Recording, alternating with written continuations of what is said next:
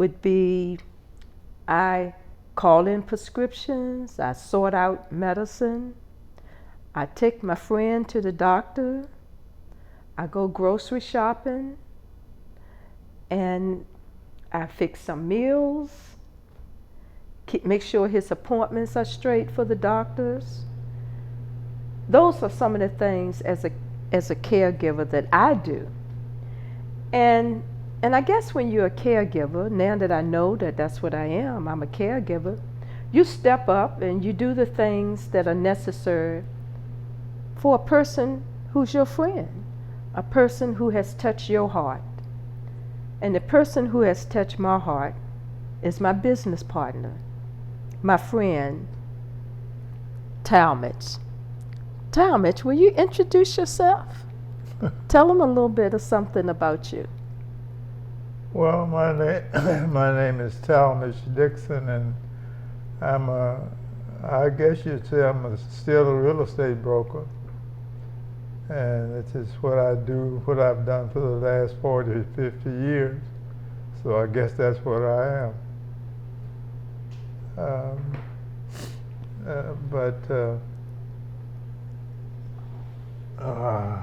I have a cold. You have to forgive me. It's not a cold. It's just a snot and sin. Okay, what was I doing? I was telling you about now. Look at me. Talk to me. Okay. Tell me when I'm off and back up and all, because I know you're going through, but I'm just saying, because I didn't come into this right. I come in trying to figure out what it was going to be like.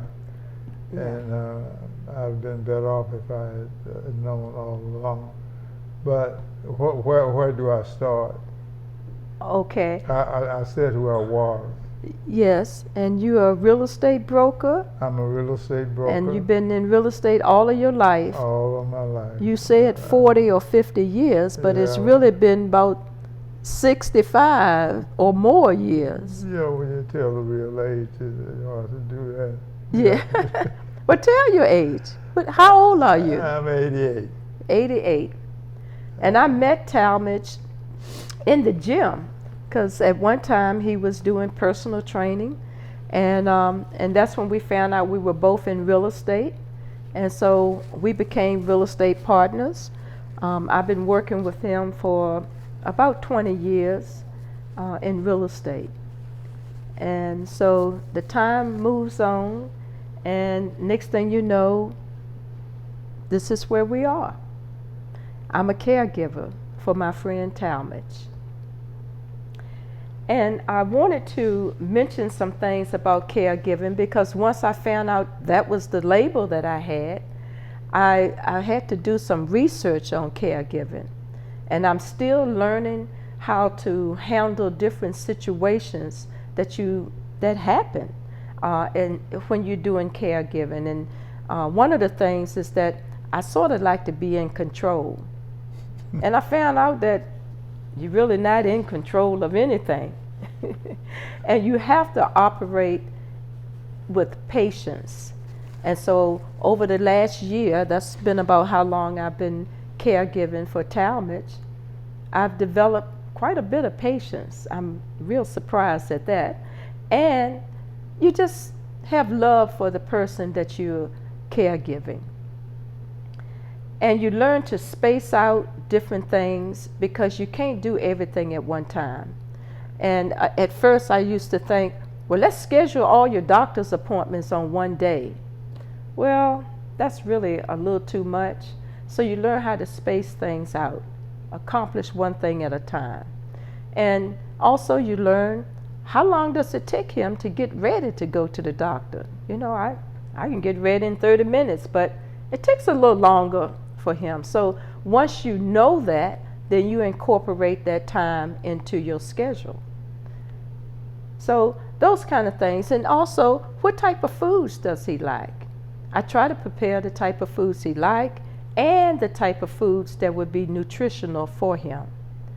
So it's just a lot. It's a lot, and you learn as you go and as you go through this process of caregiving. one of the things that may be difficult in this process is that sometimes you have to have important conversations with your person, your caregiver, who you're giving care to. And some of those things are personal. Some of those things you may want to have the family member talk to them about. You want to know how you want your life to be, how you want it to be now and how you want it to be in the future, so that you can help to make that person's wishes and help them to live a comfortable life. So those are things that you do, and you may need some tools to help you with that, to help you make those type of assessments.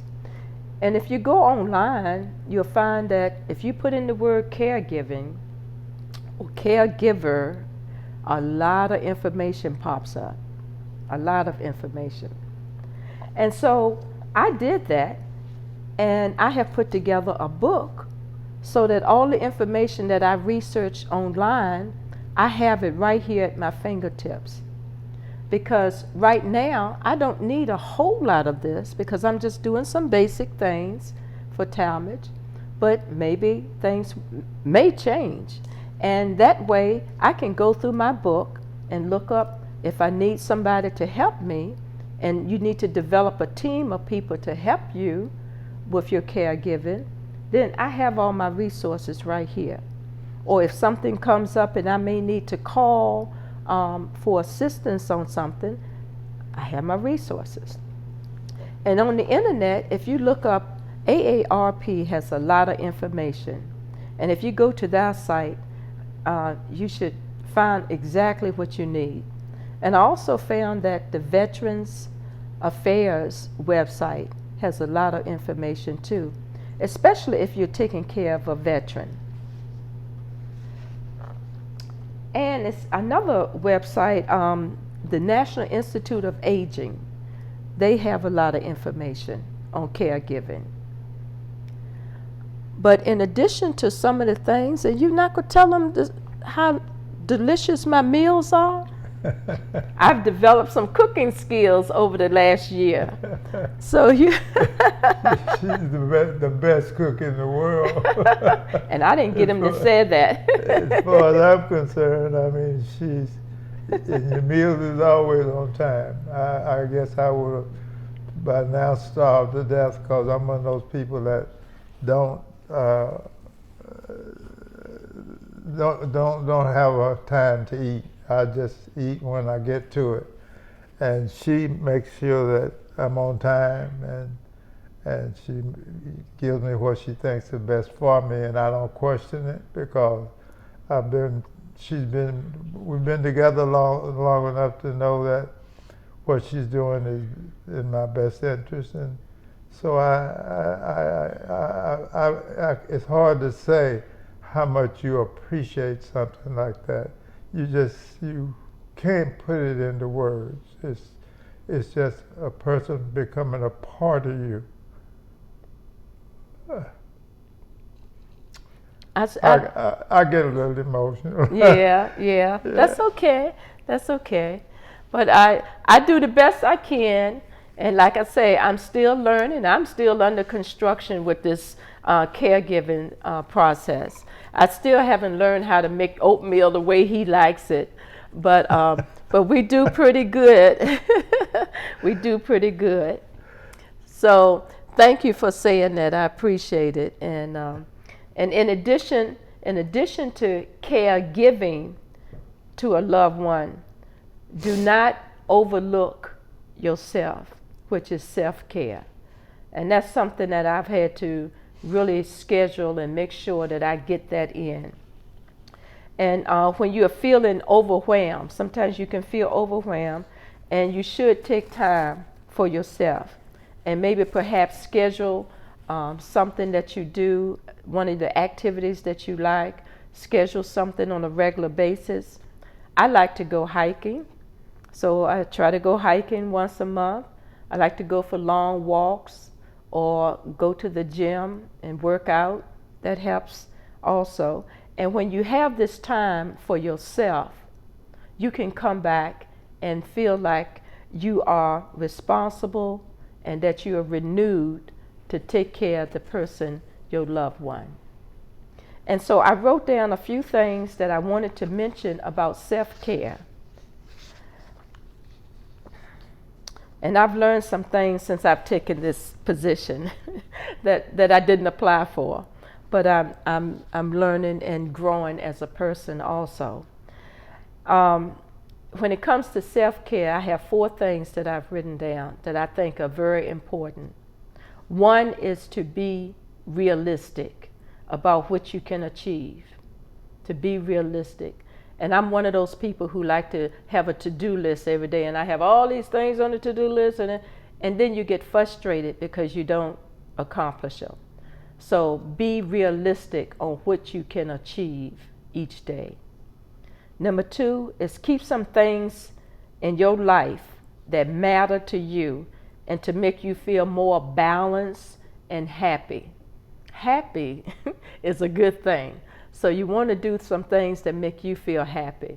Maybe look at a funny movie, or tell some jokes or whatever, but things that make you happy.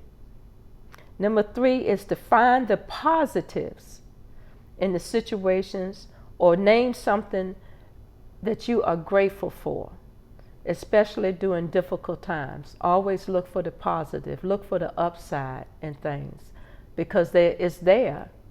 It's there. You have to just look for it, okay? And the last one is know that what you do is meaningful. So do it with patience. You can see it's meaningful. Patience and with love. And you'll find it just opens your heart, and it comes with ease to be a caregiver. So if you need a lifeline, there are a lot of resources available that I had mentioned before. So make sure that you take care of your loved one and also take care of yourself. Self-care. Thank you for spending this moment with us. You want to tell them goodbye, Talmadge? Yes, I would. I would like to say goodbye. And that I don't. You may not get the kind of caregiver that I got. I got a special model, and I just can't see anybody come into it and do it like she does, and then tell you that she's never been trained or anything for it. And then you learn to love that person. They become a part of you, just like I guess one of your children or your wife or they're just fantastic people, because most people don't realize it while it's happening, and she does, and I do too. But you can be sick and happy. Well, good. Yeah. Thank you so much. We appreciate it. And I'm not for hire. Thank you. Yeah.